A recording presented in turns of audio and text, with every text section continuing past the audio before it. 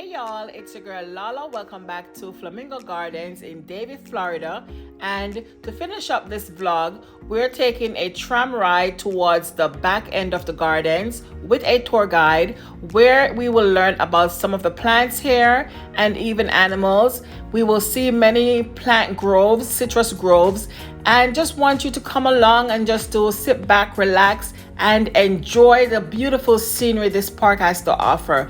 And again, if you're in South Florida, feel free to come by and visit the Flamingo Gardens in Davie, Florida.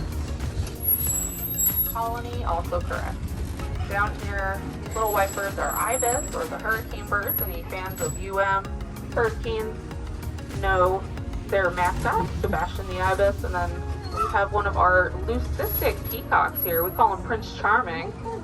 They have pigmented eyes that are purple. No pigment in their feathers, though. They're not albino. They're technically leucistic, like elusive. Oh, Prince Charming. Down that direction, you'll find the rest of our rescued wildlife.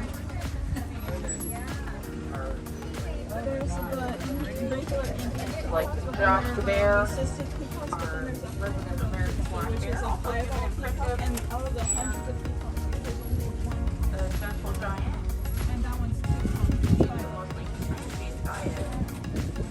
On the passenger side are the historic marine homes, weekend and country homes, the Floyd and Jane Ray, pioneers of the region.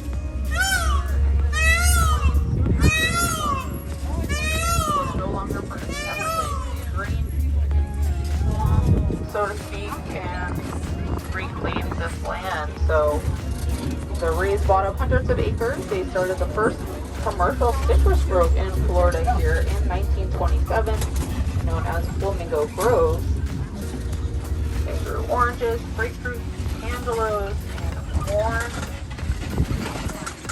Mr. Ray was an early developer of Port Everglades and an avid botanist. He worked with the Department of Agriculture. And today the Ray Botanical Collection has more than 3,000 different kinds of plants. There's 50 champion trees here that are the oldest and biggest example of that tree in the Oregon country. Full Tram Trail, by the way, a 1 mile loop if you want to come to walk out here on this lovely afternoon. You went on spring break? Woo! Just me, I'm on permanent spring break. Over here are some appealing plants. They're banana plants. Bananas don't grow on trees, just like money. They grow on plants. They don't have any wood or bark. The stalk is made of compressed leaves. You can see some little nanners there growing in bunches. They're an annual. After the fruit's ready, that whole stalk just falls over, bam, and the root system will send up new ones.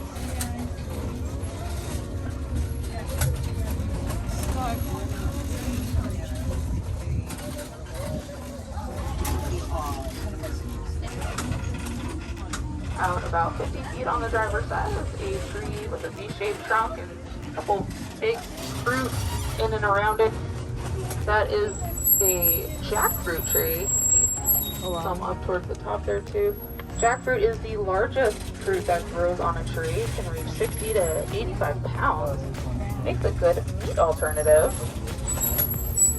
And is the flavor juicy fruit gum is based on. Just try jackfruit. That's it right there. Just me? Alright. Not bad. It almost tastes like mango-ish, kind of gamey. Makes a nice cold vegetarian pulled pork style thing. Here is our Miss Francesca, resident of Swan. Swans have more feathers than any other bird. They're gorgeous and they know it. They're known for being territorial and being quite aggressive. Historically, they've been used as guard animals, guard birds. They are so territorial and they have little teepees. One of the only birds that have little teepees.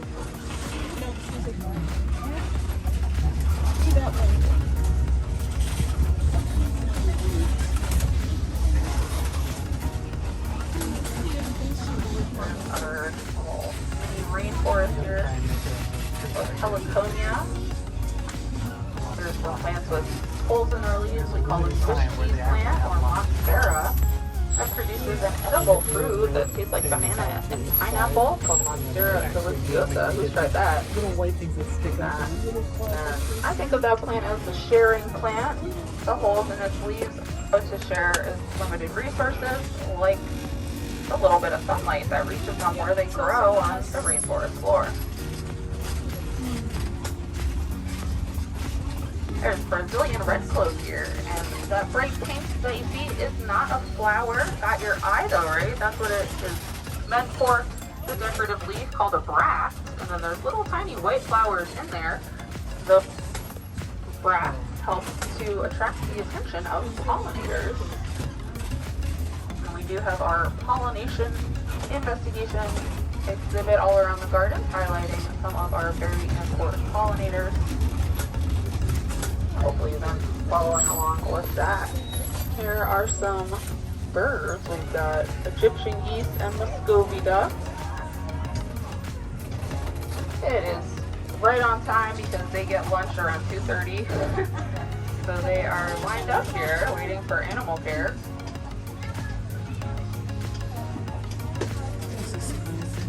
Aw.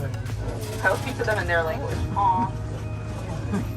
Alright, we're going to come up a few feet of elevation now to bring us just above sea level. What was a little forest island.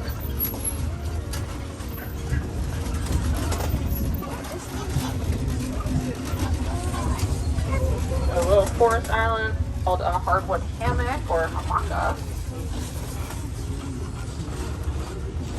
This area originally looked pretty much as it does today, and the road, this was the main right to keep it intact with native plants and trees for or so. What it looks like here. Even a mallet in the road. Back in their day. Here goes an iguana crossing the street. There it is. The invasive green iguana, of course, ubiquitous throughout South Florida. Probably originally came here as part of the pet trade. They are considered to be a pest. So as a non-native myself, I'm not here to judge. I'm from New Jersey originally, so. Hey. Yes? Yes, sir?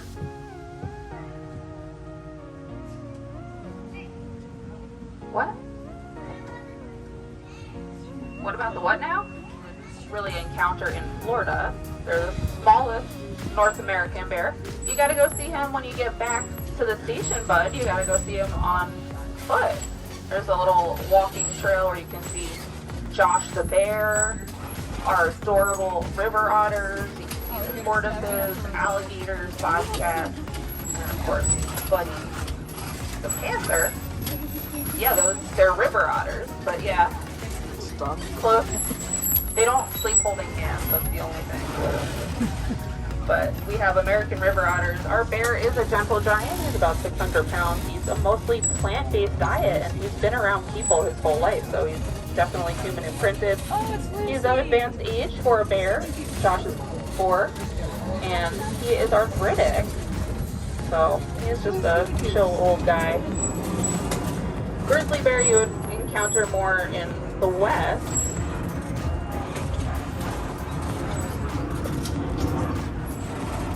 Like Wyoming type places, Yellowstone.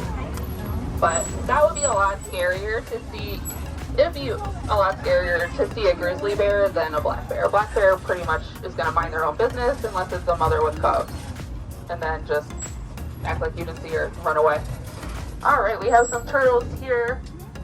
There's up to 18 of those knees, with more and taller ones closer it is to the water.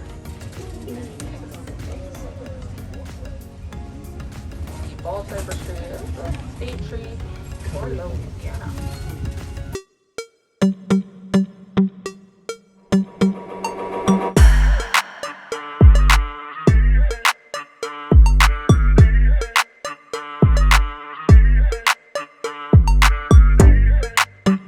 We're going to see is a little mango grove. Who likes mangoes? apparently a lot of people, because they are the most eaten fruit in the world, earning them the nickname Botanical fruit. But watch out, because they are actually from the same family. They have a relative, poison ivy and poison oak. And the sap on the mango's peel can cause a rash for a lot of people, myself included. Similarly to poison ivy, so watch out for that, guys. You don't want to learn the hard way.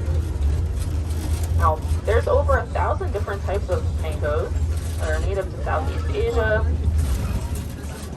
and they rely on pollinators like our bees for the fruit to grow. We have some bee boxes here. Bees pollinate most flowers and a lot of food crops like mangoes. And we do harvest and sell that fruit when it's in season, late spring through early summer, so a couple more weeks. Say maybe a month from now, if you look up in the trees, there's little baby mangoes. Lots of mangoes too. Little babies. Now around the bend here, you'll see our cactus and succulent garden. That will be the drop-off point for the butterfly conservatory, which is where we rear and release native butterflies. There's about a dozen different kinds in there. Host plants, nectar plants, a little place of butterfly heaven. Wow, they have so many mangoes. So you're going to enter through the cactus garden, and then when you go out the other side of that conservatory, there is a pickup point where there's some benches and it's shady. You coming out? So for anyone getting out, enjoy the butterflies. Please watch your head. No. Have an awesome rest of your day. I don't see no butterflies Thank you today. for your attention. Just want to go back and go check. Storing water in their trunk, also known as baobab tree from Africa. All those cacti and succulents are hardy and drought tolerant.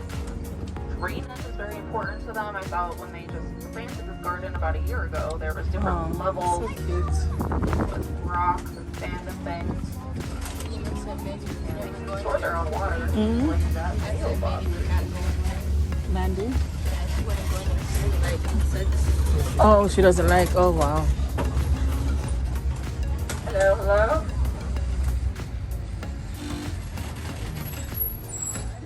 In this area, you can get off the tram car and visit the butterfly house. But if you do, you have to wait for the next tram car to come around to pick you up. So right now, we're just picking up passengers who had visited the butterfly house from the previous tram ride.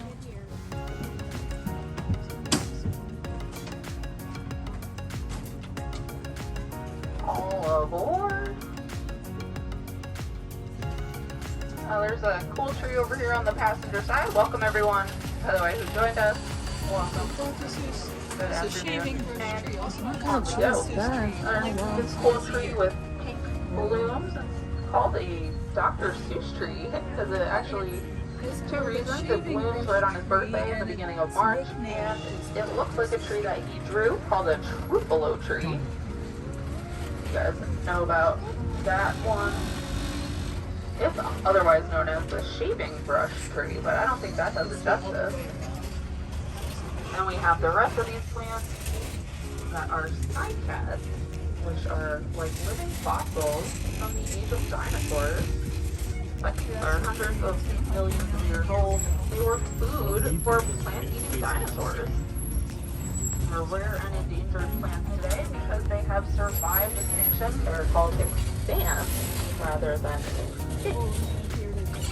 There's another gump limpho tree, or the Taurus tree there on the driver's side.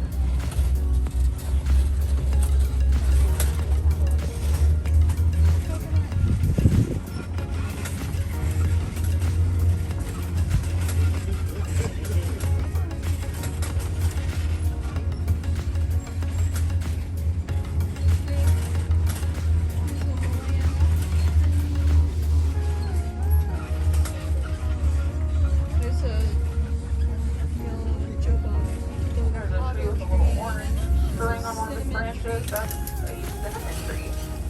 the source of the spice actually comes from the inner layer of that tree's bark that gets dried and ground. And fun fact, it's the only tree bark, I bet, that you're gonna eat.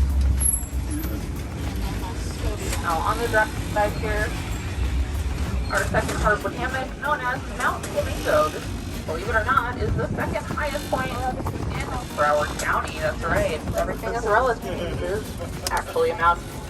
Now, Mount Flamingo doesn't offer much of a view for a challenging hike, maybe for a toddler, but it did used to be an island, and we have unearthed Tequesta artifacts here, including a 1,000-year-old dugout canoe, along with some other items, some of which are on display in the gallery, along with a portrait of a pollinators and all kinds of cool stuff. So go check that out as well if you have not already.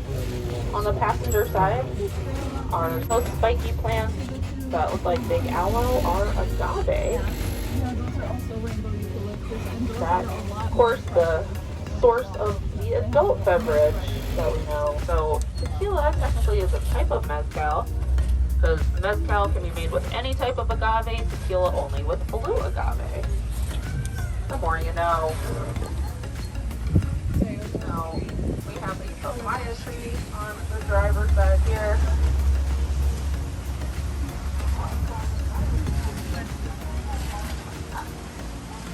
With that fruit coming right out of the top of the trunk.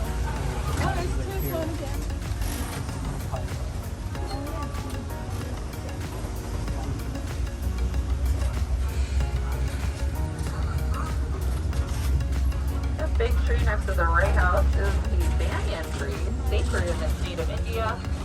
Had a wedding out here earlier this afternoon. It's a nice backdrop or photo op. These trees have what look like vines. They're aerial roots that grow down and form trunks on the ground that supports the tree as it grows outward, known as a walking tree or tree of rooms. They can grow to be acres large. They have giant ones in India up to 3 acres or 12 city blocks that house markets in them. That's a big tree. And the trees on the front lawn here are southern live oaks.